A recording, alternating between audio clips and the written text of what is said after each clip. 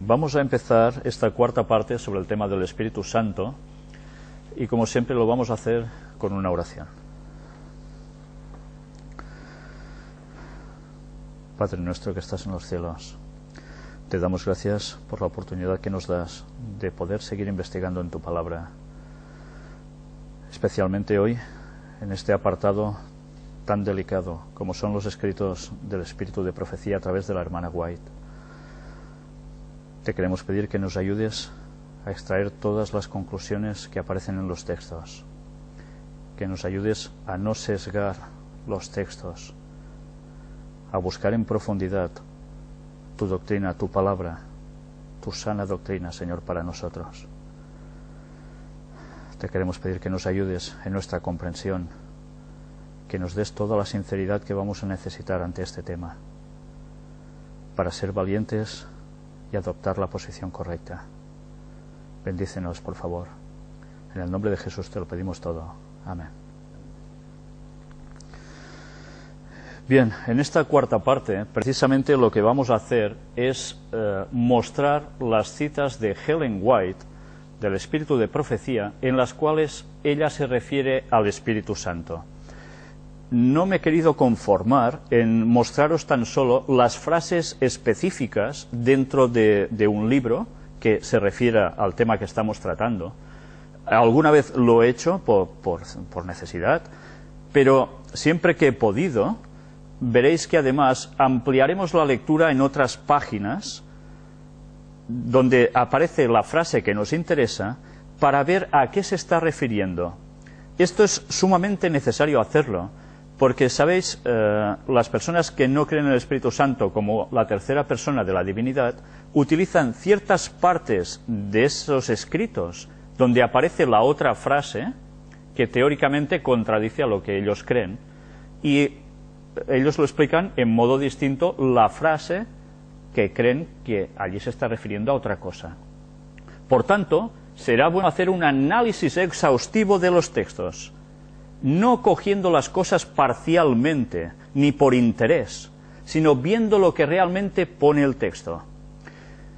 Más adelante, porque esto no va a terminar hoy, estas citas son extensas, va a continuar en otra conferencia, en otro tema, en otra predicación, en este caso, estudio bíblico, y podremos mostrar aún más citas que son también clarificadoras al respecto.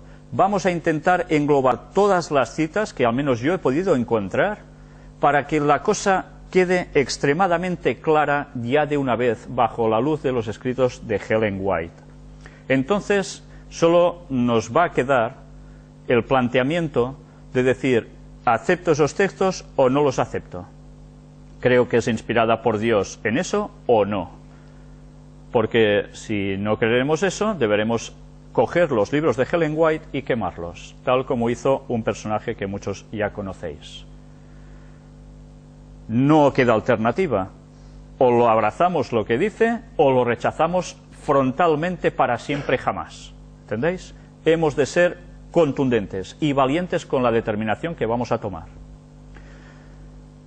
Además, luego habrá planteamientos que también analizaremos, si es que habían sido infiltrados por los jesuitas estos escritos, si es que Ellen White estaba puesta en alguna situación extraña que escribió esto.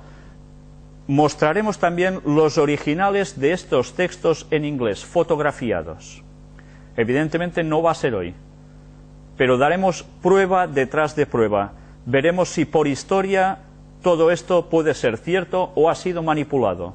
Pero primero vamos a analizar todas estas citas de Ellen White para que las personas que son sinceras y creen en Ellen White vean y noten cómo precisamente aclara los textos bíblicos de modo que ya no podremos interpretarlos en modo distinto. Y si hemos de cambiar, hemos de cambiar. Nos guste o no nos guste el orgullo, nos lo hemos de comer. Pues que Dios nos ayude a ello. Vamos a leer primero un texto que se halla en la epístola de Segunda de Tesalonicenses, escrita por el apóstol Pablo, capítulo 2, y vamos a leer el versículo 2. Que no os dejéis mover fácilmente de vuestro modo de pensar, ni os conturbéis, ni por espíritu, ni por palabra, ni por carta como si fuera nuestra, en el sentido de que el día del Señor está cerca. Diréis, ¿qué tiene que ver este texto con lo que ya estamos hablando? Un momento, lo analizamos. Vamos a analizarlo. Que no os dejéis mover fácilmente de vuestro modo de pensar. No os dejéis mover. Ni os conturbéis, ni por espíritu, ni por palabra. Por nada. Si tenemos una base, la hemos de mantener, si esa base es correcta, si esa base es cierta y proviene de Dios. Pero mirad que termina diciendo, en el sentido de que el día del Señor está cerca. Este texto, que podría parecer que no tiene nada que ver, sí tiene mucho que ver. ¿Sabéis? Las personas que dicen de que los que creen que el Espíritu Santo es la tercera persona de la divinidad, acusan a estos que creen en que es la tercera persona, el Espíritu Santo, de que están cayendo en la apostasía omega, que había sido predicha por Ellen White también, y que marcaba precisamente el fin para el retorno de Cristo. Deberemos demostrar si esto es realmente así. Pero, mirad, dice que no nos apartemos de lo que realmente es, y pensando que Cristo llega ya, porque esa es una señal definitiva. Una apostasía omega. Si hay una apostasía omega, quiere decir que había una apostasía alfa, la primera. Omega es la última. También analizaremos, en otros temas, la situación con el señor Kellogg, el doctor Kellogg, el famoso señor que inventó los cereales Kellogg, que ya sabéis que tuvo una confrontación con Ellen White dialéctica y con la Iglesia Adventista por la postura que él llegó a adoptar. Vamos a explicar qué hay de todo esto, para poder sacar en claro y comprender qué era la apostasía alfa, que se inició en esos momentos, y cuál va a ser la apostasía omega, o cuál es la apostasía omega. Me gustaría también que del mismo capítulo leyésemos el versículo 15, donde nos dice: así que, hermanos, estad firmes y retened la doctrina que habéis aprendido, sea por palabra o por carta nuestra. Retened esta palabra, la que habéis aprendido, esta doctrina, incluso por carta nuestra. También llegaremos a analizar los textos del apóstol Pablo, de los otros apóstoles, que hablaban en referencia al Espíritu Santo, para ver si realmente esa doctrina que nosotros habíamos creído hasta ahora es correcta o no es correcta, si nos hemos de apartar de ella o no, o si se interpreta mal o no. Pues bien, vamos a ver ahora un PowerPoint donde iremos mostrando todas estas citas de Ellen White, que ya os digo, no vamos a terminar hoy, ni mucho menos, pero que os iré leyendo para las personas que no pueden leer bien en pantalla, y iremos deteniéndonos en ciertos momentos para hacer énfasis, recalcar cosas que allí pone, que a veces nos pueden pasar totalmente desapercibidas y nos pueden hacer creer lo que no es. Vamos pues, sin más, ya a pasar estas imágenes. Lo que vamos a ver ahora son estas citas de Ellen White sobre la divinidad en tres personas o de tres personas distintas y el papel, el rol del Espíritu Santo dentro de la divinidad. Miremos la primera, extraída de Signs of the Times, del 1 de diciembre de 1889. Me gusta. La frase dice: él determinó dar a su representante, el Espíritu, la tercera persona de la divinidad. Y va siguiendo. Aquí Ellen White escribe que el Espíritu Santo es la tercera persona de la divinidad. La fecha, siempre que puedo os la pongo, cuando sé exactamente cuándo fue escrita, porque hay personas que dicen que estas creencias fueron añadidas después de la muerte de Ellen White. Bien, cuando mostremos los escritos originales, y además ahora ya os digo algo, la primera edición de todos los libros que se escribieron, recopilatorios o no, de Ellen White, fueron publicados, muchos de ellos, cuando ella aún estaba en vida, y ella dio la conformidad a esos textos que allí aparecían, y se conservan aún en el Centro White. Nosotros, si Dios quiere, vamos a mostrar también todos esos libros, para que nadie pueda decir que se añadieron a posteriori, después, manipulando lo que ella escribió. Por tanto, empezamos ya a derribar argumentos que se oponen a lo que hay. Sigamos con ello. Manuscrito 66 de 1899. Necesitamos comprender que el Espíritu Santo es tanto una persona como lo es Dios. ¿Ya ves? Veamos aún más. Manuscrito del 19 de abril de 1900. Ya sabéis que ella murió en 1915. 3 distintos agentes, el Padre, el Hijo y el Espíritu Santo, obran juntos en favor de los seres humanos. Están unidos en la obra de hacer que la Iglesia de la tierra sea semejante a la Iglesia del cielo. Ponen los recursos del cielo a disposición de aquellos que han de apreciar e impartir estos tesoros espirituales, multiplicándolos al usarlos para gloria de Dios. Cada esfuerzo diligente para progresar aumenta los dones que tenemos. Los poderes del cielo obran con los seres humanos en el plan de multiplicación. Las primeras palabras que aparecen aquí son muy claras. 3 distintos agentes, el Padre, el Hijo y el Espíritu Santo, obran juntos en favor de los seres humanos. No está hablando de 2 y que el Espíritu Santo es una emanación de uno de ellos o de los 2. No, no. Se refiere a 3. Manuscrito del 19 de abril de 1900 también. El Padre, el Hijo y el Espíritu Santo, poderes infinitos y omniscientes, reciben a aquellos que verdaderamente entran en una relación de pacto con Dios. Están presentes en cada bautismo para recibir a los candidatos que han renunciado al mundo y han recibido a Cristo en el templo del alma. Estos candidatos han entrado en la familia de Dios y sus nombres son inscritos en el libro de vida del Cordero. Una vez más, nos hace claro hincapié, Padre, Hijo y Espíritu Santo, que además comparten algo, poderes infinitos y omniscientes. Nadie es superior al otro o inferior al otro. Se les da los mismos calificativos. Y además, ¿en relación a qué? Están presentes en cada bautismo para recibir a los candidatos. Padre, Hijo y Espíritu Santo, no solo Jesús. The Signs of the Times, 19 de junio de 1901. Nuestra santificación es la obra del Padre, el Hijo y el Espíritu Santo. Es el cumplimiento del pacto que Dios ha hecho con los que se unen a Él, para permanecer con Él, con su Hijo y con el Espíritu en santa comunión. ¿Ha nacido usted de nuevo? ¿Ha llegado a ser una nueva criatura en Cristo Jesús? Entonces coopere con los 3 grandes poderes del cielo que están obrando en su favor. Al hacerlo, le revelará al mundo los principios de la justicia. Bien, queda claramente determinado de que estos 3 grandes poderes del cielo, Padre, Hijo y Espíritu Santo, son los que entran en pacto con nosotros.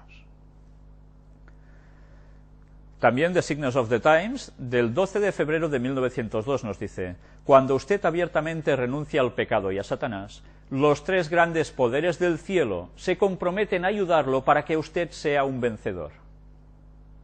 Bastante evidente, ¿no?, la cita. También, del mismo lugar, Signs of the Times, 11 de marzo de 1903, los 3 grandes poderes del cielo, el Padre, el Hijo y el Espíritu Santo. Vuelve a citarlo tal cual. De la Review and Herald, ya sabéis que es la revista adventista de antaño, lo primero, tal se llamaba así, del 5 de mayo de 1903 nos dice: en la gran obra de conclusión nos encontraremos con peligros con los cuales no sabremos cómo lidiar, pero no nos olvidemos que los 3 grandes poderes del cielo están trabajando. nos dice que en un futuro habría problemas que no sabíamos cómo lidiar con ellos. Ya sabéis que la palabra lidiar, muy conocida taurinamente, ¿no? Enfrentarte al toro lidiándolo con capotazos, esquivándolo. Pues bien, no estamos solos. No olvidemos que los tres grandes poderes del cielo, Padre, Hijo y Espíritu Santo, están trabajando.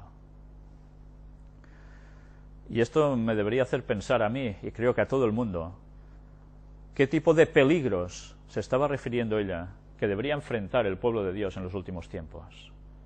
Las falsas doctrinas son uno de ellos.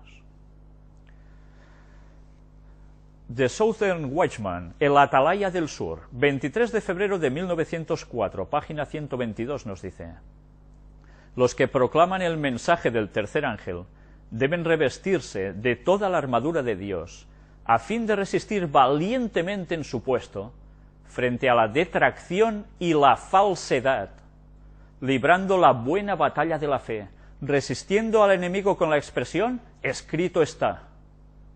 Manténganse donde los tres grandes poderes del cielo, el Padre, el Hijo y el Espíritu Santo, puedan ser su eficiencia.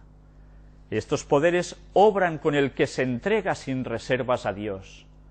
La fuerza del cielo está a las órdenes de los creyentes de Dios.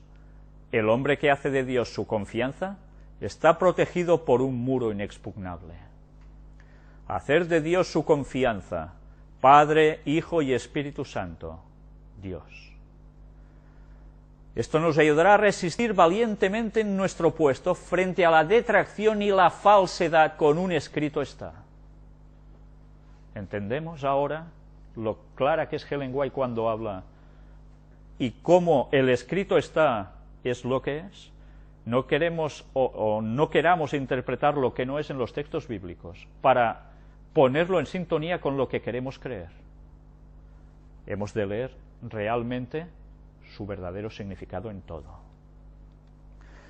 Extraído de lo que era un libro conocido como una matutina, un librito devocional de estos que se leen por la mañana cuando uno se levanta, una recopilación de citas escritos de Ellen White, titulado Alza tus ojos. En el día 14 de mayo aparece esto: el sendero abierto, el sendero seguro para transitar en el camino de sus mandamientos, es una senda de la cual no podemos apartarnos sin correr riesgos. Y cuando los hombres siguen sus propias teorías humanas, adornadas de representaciones agradables y fascinantes, hacen con ello una trampa en la cual capturan almas. En lugar de dedicar sus facultades a teorizar, Cristo les ha dado una obra para realizar. Su comisión es: id por todo el mundo y haced discípulos en todas las naciones, bautizándolos en el nombre del Padre, y del Hijo, y del Espíritu Santo. Ella está citando, una vez más, el texto de Mateo 28, 19, que los detractores sobre el tema del Espíritu Santo dicen que fue añadido por la Iglesia Católica y que no es correcto, que ya demostramos que históricamente esto es falso, no es así.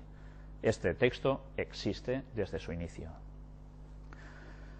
Y ya veis con qué lo está relacionando, con sensaciones agradables, fascinantes, teorías. No, esto no puede ser. Lo que está, está. Antes que los discípulos pasen el umbral, debe imprimirse el sagrado nombre, bautizando a los creyentes en el nombre de los tres poderes del mundo celestial. ¿Cómo se bautizan las personas, dice aquí? En el nombre de los tres poderes, Padre, Hijo y Espíritu Santo, no solo en el nombre de Jesús. La mente humana se impresiona con esta ceremonia, que es el comienzo de la vida cristiana. Significa mucho. La obra de la salvación no es un asunto pequeño, sino tan vasto que las más elevadas autoridades aprenden por la fe expresada por el instrumento humano. La eterna deidad, el Padre, el Hijo y el Espíritu Santo, está involucrada en la acción requerida para dar seguridad al instrumento humano y unir a todo el cielo para que contribuya al ejercicio de las facultades humanas. a fin de alcanzar la plenitud de los tres poderes para unirlos en la gran obra designada. Por tanto, para que contribuya al ejercicio de las facultades humanas, de todas nuestras facultades, el trío celestial debe intervenir en nosotros. No uno o dos, los tres. Como rechacemos a uno de los tres, pues resulta que nuestra vida cristiana no ha empezado. Y puede parecer que sí.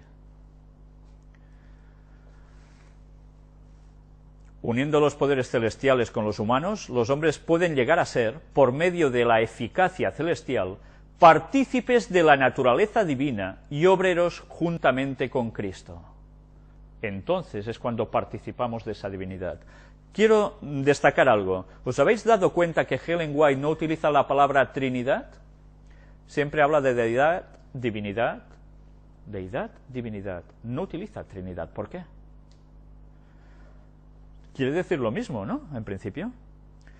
Bien, cuando veamos en esta conferencia, ¿no? Quizás en la que viene, la cierta simbología que hay, que utiliza el catolicismo para hacer colar sus conceptos, pero que por detrás nos quiere decir otras cosas, os daréis cuenta de por qué ella no utiliza esa palabra Trinidad como los católicos, hace una pequeña diferenciación para decir lo mismo, pero que evidentemente allí se huele algo hay allí, que ella no utiliza esa palabra.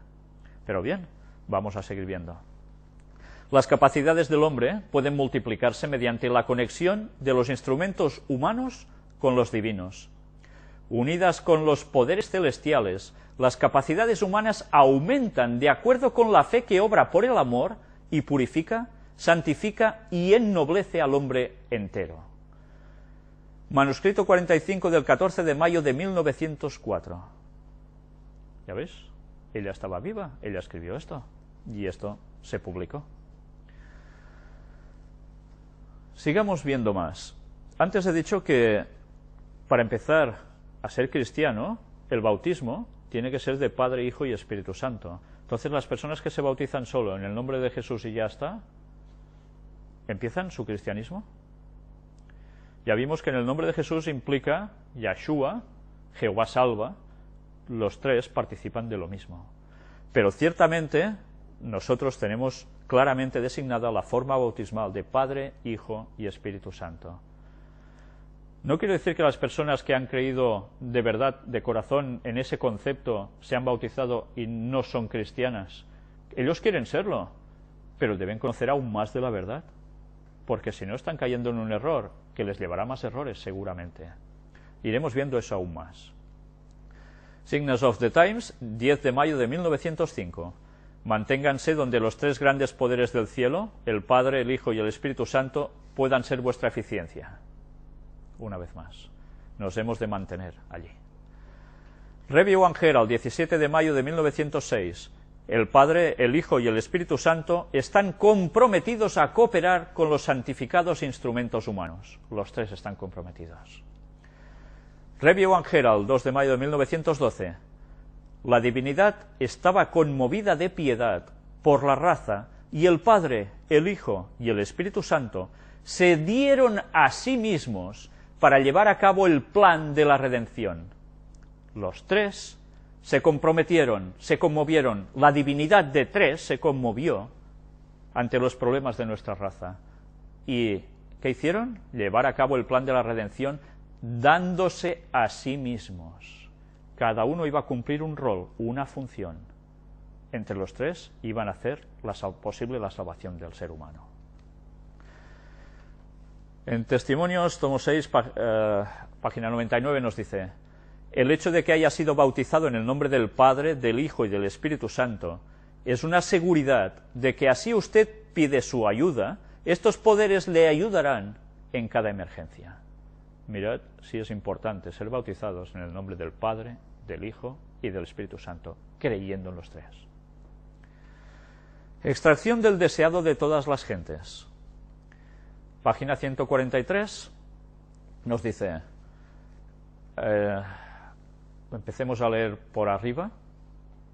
No hay nada en él que responda a las cosas espirituales, porque las cosas espirituales se disciernen espiritualmente. Esto es clave, ¿eh? Las cosas espirituales se disciernen espiritualmente, no con elucubraciones humanas, etcétera, etcétera, que no cabe en mi cabeza, que esto no pueda ser. No, no, espiritualmente. Pero el Salvador no contestó a su argumento con otro. Levantando la mano con solemne y tranquila dignidad, hizo penetrar la verdad con aún mayor seguridad. De cierto te digo, que el que no naciere de agua y del Espíritu no puede entrar en el reino de Dios. Palabras tremendas, ¿eh? Después de leer las citas de Ellen White, rechazar al Espíritu Santo como la tercera persona de la divinidad, ¿qué implica? Si no naces también del Espíritu, no puedes entrar en el reino de Dios. ¿Os dais cuenta lo que es ahora no creer en el Espíritu Santo como la tercera persona de la divinidad? ¿Qué implica realmente? Nicodemo sabía que Cristo se refería aquí al agua del bautismo y a la renovación del corazón por el Espíritu de Dios. Estaba convencido de que se hallaba en presencia de aquel cuya venida había predicho Juan el Bautista. Jesús continuó diciendo, lo que es nacido de la carne, carne es, y lo que es nacido del Espíritu, Espíritu es. Por naturaleza el corazón es malo, ¿y quién hará limpio de inmundo? Nadie. Ningún invento humano puede hallar un remedio para el alma pecaminosa. La intención de la carne es enemistad contra Dios, porque no se sujeta a la ley de Dios ni tampoco puede. Del corazón salen los malos pensamientos, muertes, adulterios, fornicaciones, hurtos, falsos testimonios, blasfemias. La fuente del corazón debe ser purificada antes que los raudales puedan ser puros. El que está tratando de alcanzar el cielo por sus propias obras observando la ley, está intentando lo imposible. No hay seguridad para el que tenga solo una religión legal, solo una forma de la piedad. La vida del cristiano no es una modificación o mejora de la antigua, sino una transformación de la naturaleza. Se produce una muerte al yo y al pecado, y una vida enteramente nueva. Este cambio puede ser efectuado únicamente por la obra eficaz ¿de quién? Del Espíritu Santo, el único que nos puede cambiar. Nicodemo estaba todavía perplejo, y Jesús empleó el viento para ilustrar lo que quería decir. El viento de donde quiere sopla, y oyes su sonido, mas ni sabes de dónde viene, ni a dónde vaya.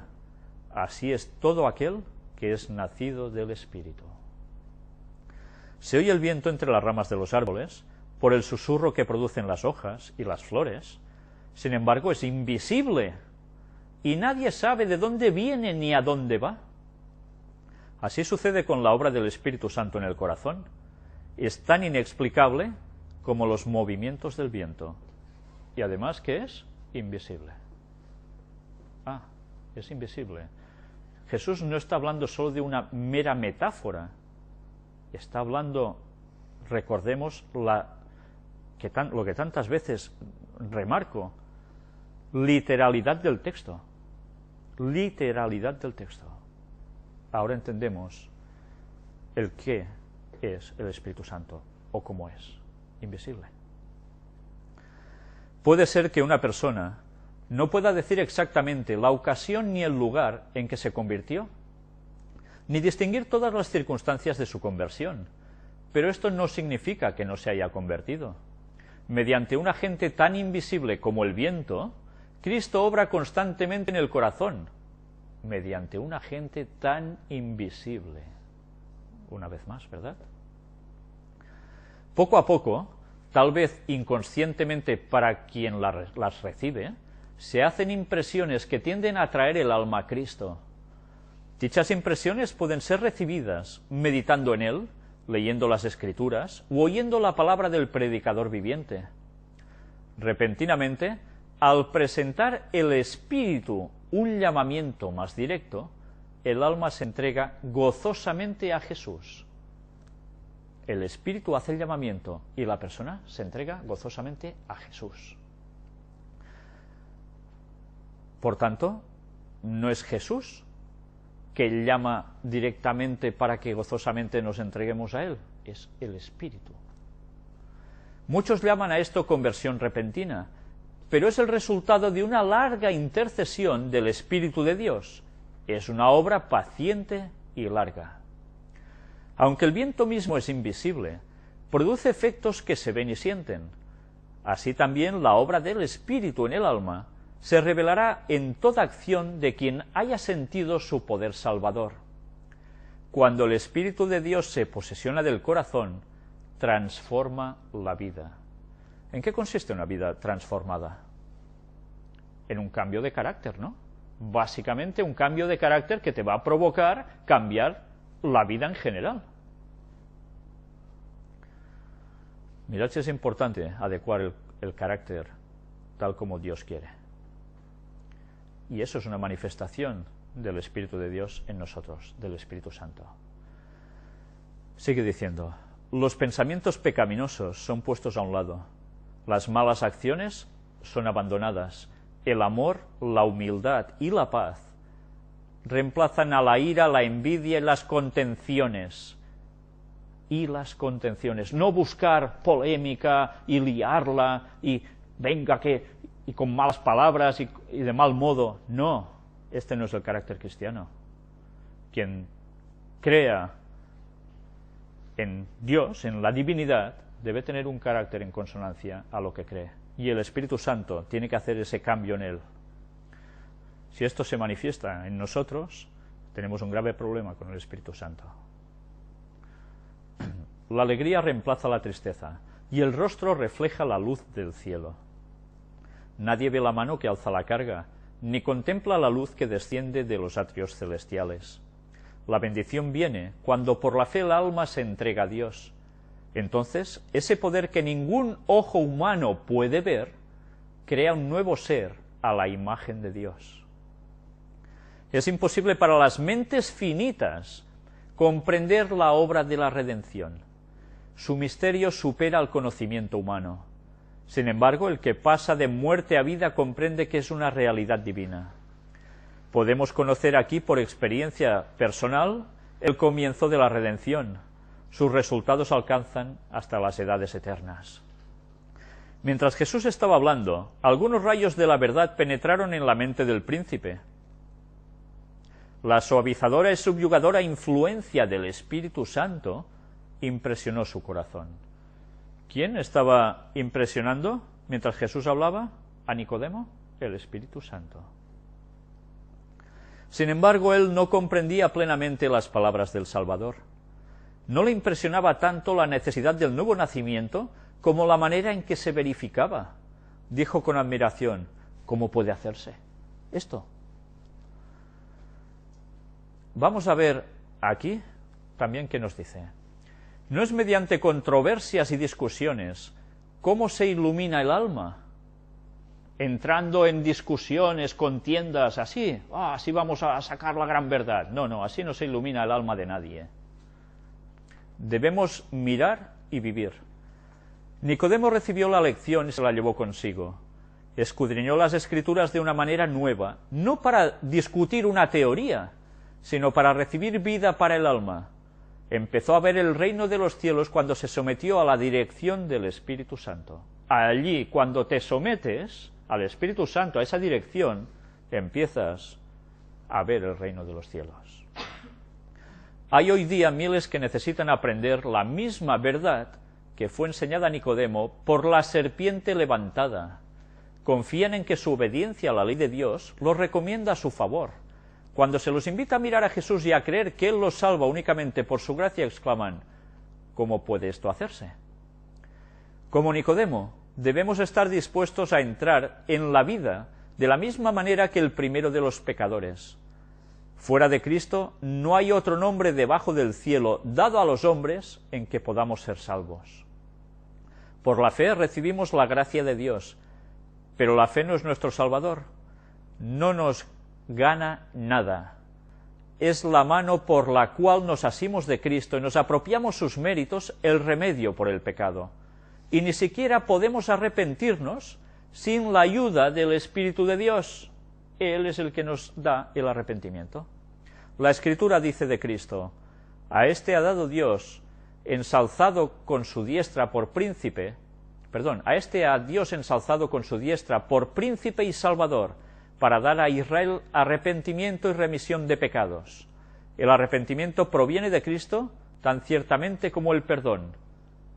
Gracias a lo que Él ha hecho, el Espíritu Santo lo puede utilizar para tocar el corazón. ¿Cómo hemos de salvarnos entonces?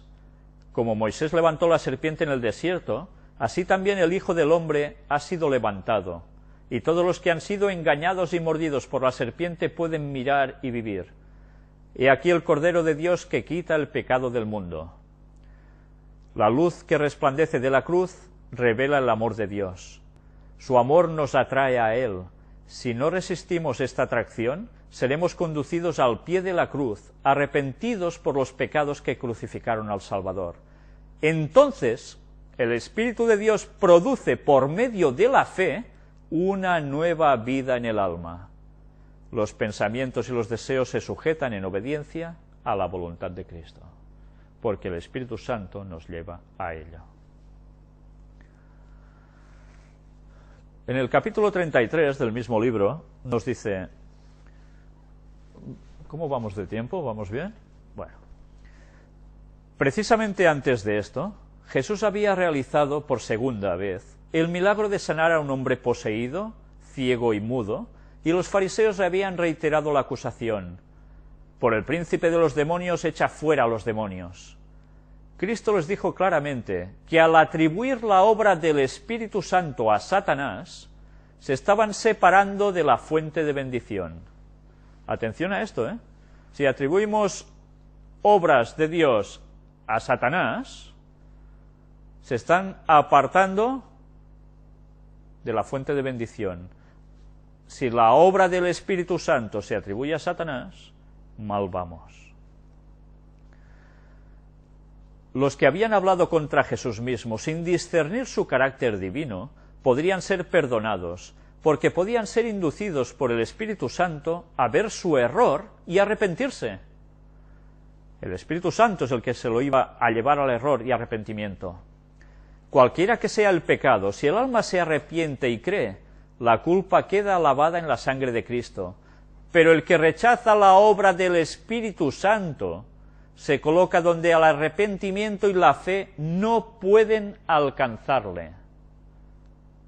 Ya lo veis si es importante esto. Es por el Espíritu Santo cómo obra Dios en el corazón. Cuando los hombres rechazan voluntariamente al Espíritu y declaran que es de Satanás, cortan el conducto por el cual Dios puede comunicarse con ellos. Cuando se rechaza finalmente al Espíritu, no hay más nada que Dios pueda hacer para el alma. Rechazar al Espíritu Santo. Decir que el Espíritu Santo no es la persona de la divinidad, que es, esto es otra historia, es cualquier otra situación, pero no es la verdad, automáticamente nos lleva ¿a qué? A que Dios no puede comunicarse con nosotros. Y el camino que emprendemos a partir de allí es un rechazo que lleva totalmente a la perdición. Casi nada, ¿eh?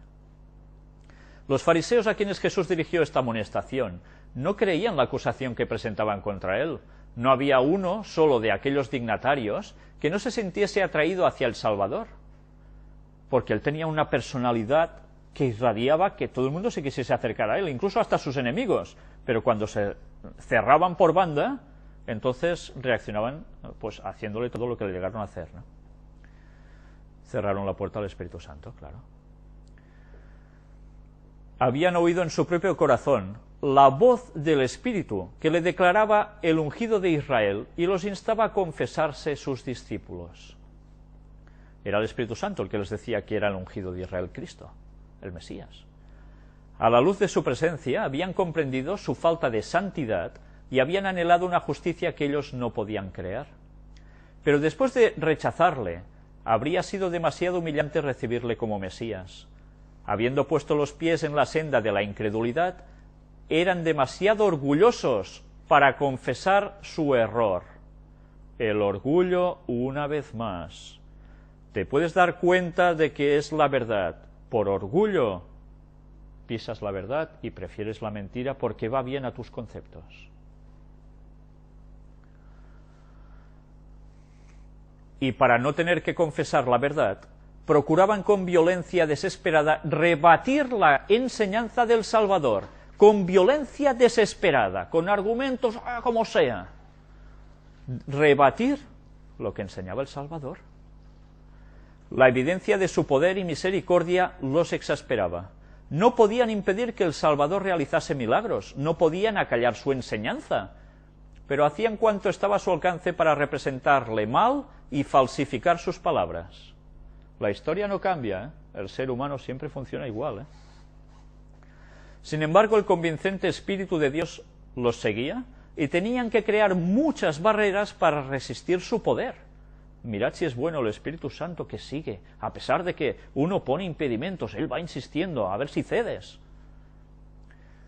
El agente más poderoso que pueda ponerse en juego en el corazón humano estaba contendiendo con ellos, pero no querían ceder.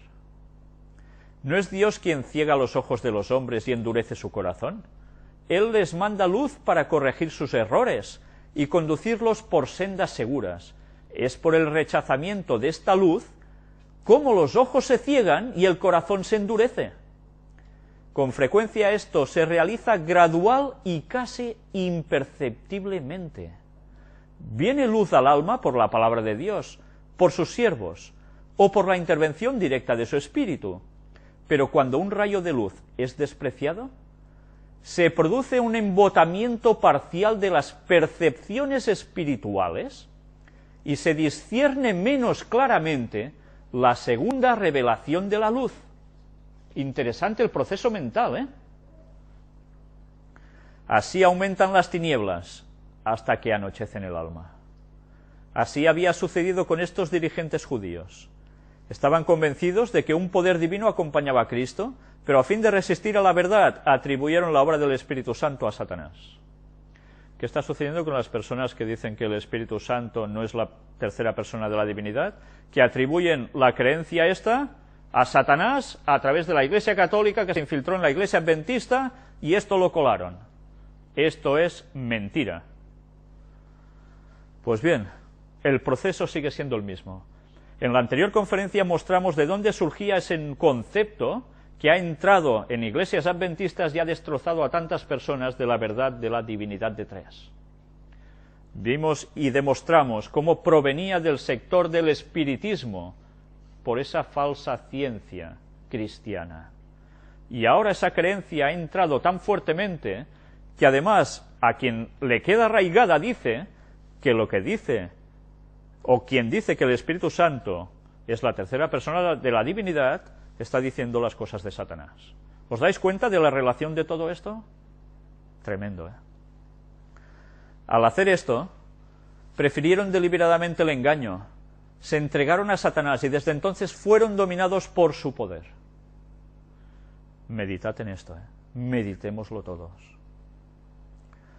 Estrechamente relacionada con la amonestación de Cristo acerca del pecado contra el Espíritu Santo, se halla la amonestación contra las palabras ociosas y perversas. Más de lo mismo. Pervertir algo, ¿eh? Las palabras son un indicio de lo que hay en el corazón, porque de la abundancia del corazón habla la boca. Pero las palabras son más que un indicio del carácter, tienen poder para reaccionar sobre el carácter. Interesante, ¿eh? La palabra es poder porque te puede hacer cambiar tu carácter. Influye directamente. Los hombres sienten la influencia de sus propias palabras. Con frecuencia bajo un impulso momentáneo provocado por Satanás, expresan celos o malas sospechas. Dicen algo que no creen en realidad, pero la expresión reacciona sobre los pensamientos. Son engañados por sus palabras y llegan a creer como verdad lo que dijeron a instigación de Satanás. Habiendo expresado una vez una opinión o decisión, son con frecuencia demasiado orgullosos para retractarse y tratan de demostrar que tienen razón hasta que llegan a creer que realmente la tienen. Es peligroso pronunciar una palabra de duda, peligroso poner en tela de juicio y criticar la verdad divina. La costumbre de hacer críticas descuidadas e irreverentes reacciona sobre el carácter y fomenta la irreverencia e incredulidad. Más de un hombre que seguía esta costumbre ha proseguido, inconsciente del peligro, hasta que estuvo dispuesto a criticar y rechazar la obra del Espíritu Santo. Jesús dijo: toda palabra ociosa que hablaren los hombres, de ella darán cuenta en el día del juicio, porque por tus palabras serás justificado y por tus palabras serás condenado. A veces decimos palabras ociosas, quiere decir tacos, palabrotas, va mucho más allá de todo esto. Es tergiversar la mismísima verdad. Luego añadió una amonestación a aquellos que habían sido impresionados por sus palabras, que le habían oído gustosamente, pero que no se habían entregado para que el Espíritu Santo morase en ellos. No sólo por la resistencia, sino también por la negligencia es destruida el alma. Cuando el espíritu inmundo ha salido del hombre, dijo Jesús, anda por lugares secos buscando reposo y no lo halla. Entonces dice: me volveré a mi casa de donde salí, y cuando viene la halla desocupada, barrida y adornada. Entonces va y toma consigo otros 7 espíritus peores que él, y entrados moran allí. Por tanto, un rechazo implica que la cosa vaya mucho peor.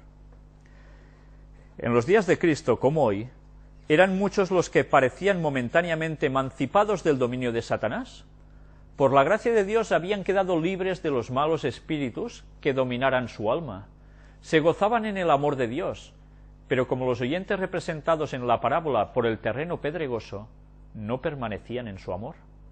No se entregaban a Dios cada día para que Cristo morase en su corazón, y cuando volvía el mal espíritu, con otros 7 espíritus peores que él, quedaban completamente dominados por el mal.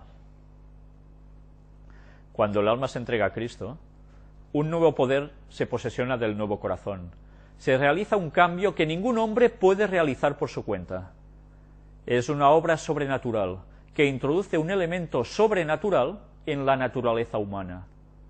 El alma que se entrega a Cristo llega a ser una fortaleza suya, que él sostiene en un mundo en rebelión, y no quiere que otra autoridad sea conocida en ella, sino la suya. Un alma así guardada en posesión por los agentes celestiales es inexpugnable para los asaltos de Satanás. Pero a menos que nos entreguemos al dominio de Cristo, seremos dominados por el maligno. Debemos estar inevitablemente bajo el dominio del uno o del otro, de los dos grandes poderes que están contendiendo por la supremacía del mundo. No es necesario que elijamos deliberadamente el servicio del reino de las tinieblas para pasar bajo su dominio. Basta que descuidemos de aliarnos con el reino de la luz. Si no cooperamos con los agentes celestiales, Satanás se posesionará de nuestro corazón y hará de él su morada. Y antes hemos visto que ¿quiénes eran los agentes celestiales? Además de los ángeles, el trío celestial. Si rechazamos a uno de ellos, ya veis lo que puede pasar.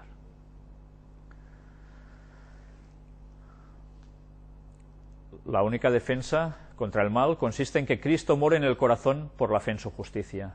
A menos que estemos vitalmente relacionados con Dios, no podremos resistir los efectos profanos del amor propio, de la complacencia propia y de la tentación a pecar. Podemos dejar muchas malas costumbres y momentáneamente separarnos de Satanás, pero sin una relación vital con Dios, por nuestra entrega a Él, momento tras momento, seremos vencidos. Sin un conocimiento personal de Cristo y una continua comunión, estamos a la merced del enemigo y al fin haremos lo que nos ordene. Son peores las cosas últimas del tal hombre que las primeras. Así también, dijo Jesús, acontecerá esta generación mala. Nadie se endurece tanto como aquellos que han despreciado la invitación de la misericordia y mostrado aversión al Espíritu de gracia. Caray, ¿cómo lo dice? La manifestación más común del pecado contra el Espíritu Santo consiste en despreciar persistentemente la invitación del cielo a arrepentirse. Te lo dicen, el Espíritu Santo insiste a través directamente de tu mente, a través de lo que lees, a través de lo que alguien te dice, pero no hay forma. Cada paso dado hacia el rechazamiento de Cristo es un paso hacia el rechazamiento de la salvación y hacia el pecado contra el Espíritu Santo. Casi nada. Pues bien, vamos a dejarlo aquí. Seguiremos en la próxima temática, en la quinta parte, donde precisamente veremos aún muchas más citas. Ya veis que hemos intentado ampliar no tan solo las frases específicas, buscando los contextos, buscando la explicación para que todo nos cuadre. Nos ha sido revelado. Lo que nos ha sido revelado podemos comprenderlo con la ayuda del Espíritu Santo. En eso debemos trabajar nosotros. Me gustaría, para terminar, leer un texto que es duro. Es muy duro. Y está escrito por el apóstol Pablo.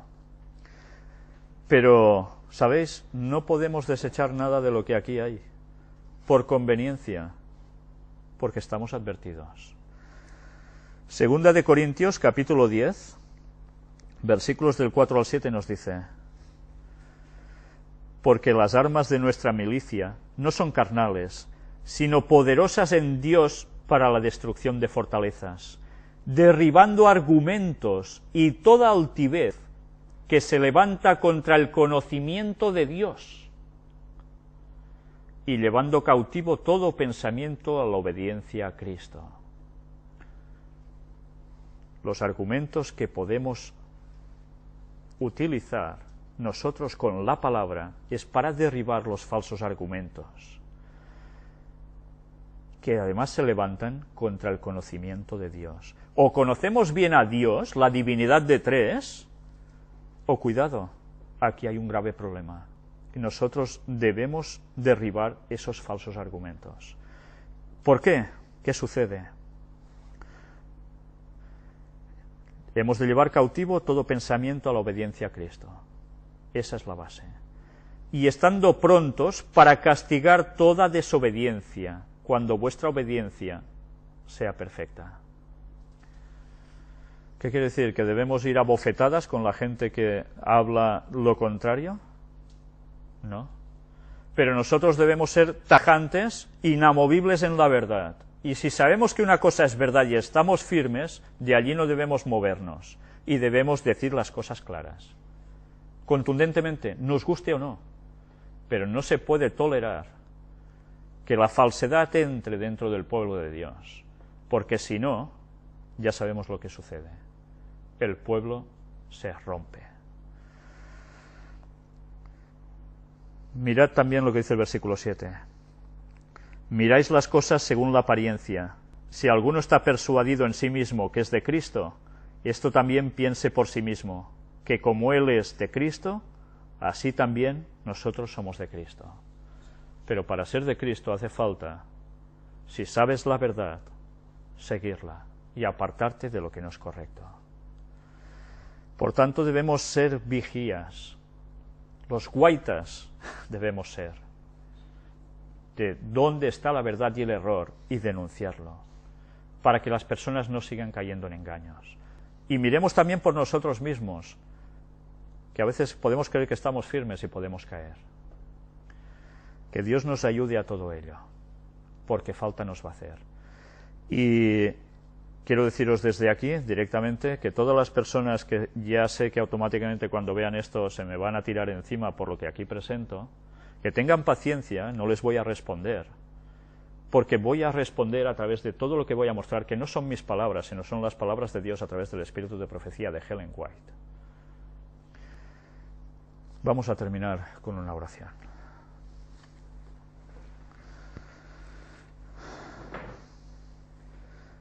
Padre, te queremos pedir, Señor, que tú nos ayudes a no caer en controversias y discusiones, que nos ayudes a mostrar tu carácter, a estar llenos de tu Espíritu Santo para manifestar los frutos que Él da en nosotros.